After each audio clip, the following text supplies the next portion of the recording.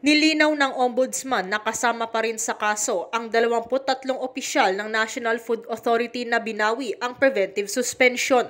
Sa panayam ng DZRH kay Justice Samuel Martires, nakuha na nila ang mga kailangan nilang dokumento kaya't wala nang dahilan upang ipagpatuloy pa ang suspension.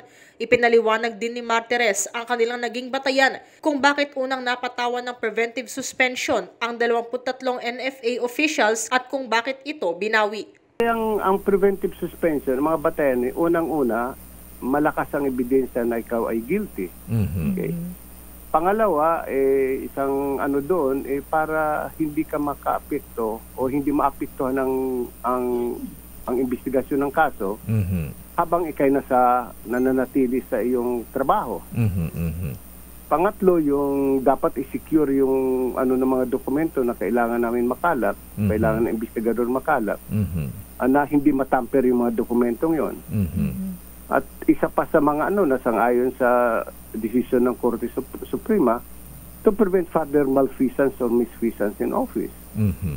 So, ngayon, wala na kami nakikita doon sa 23 na para matamper yung documents kasi nakuha namin yung kailangan namin. Sa ngayon, sinabi ng Ombudsman na balik trabaho na ang mga inalisan ng preventive suspension na nagsimula pa noong March 8.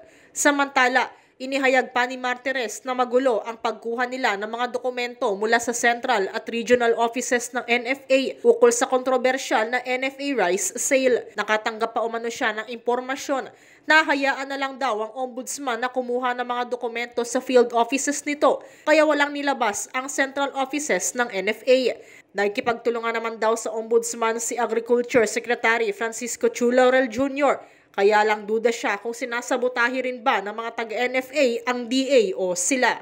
In fairness kay Secretary Laurel, kasi umihingi ako lagi ng tulong sa kanila. Tumatakbo ako para makahingi ng ng assistance.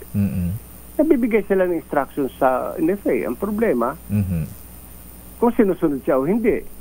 Naku. Kasi katulad na itong listahan, siya ang nag-request sa NFA, bigyan niyo ko ng listahan.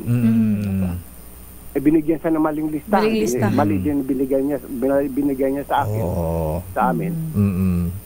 So, hindi ko alam kung sino ang sinasabotahin ng mga taong ito. Kung si Secretary Laurel o ang investigasyon ng Office of the Ombudsman. Para sa MBC TV Network News, ito si Nicole Lopez. Sama-sama tayo, Pilipino.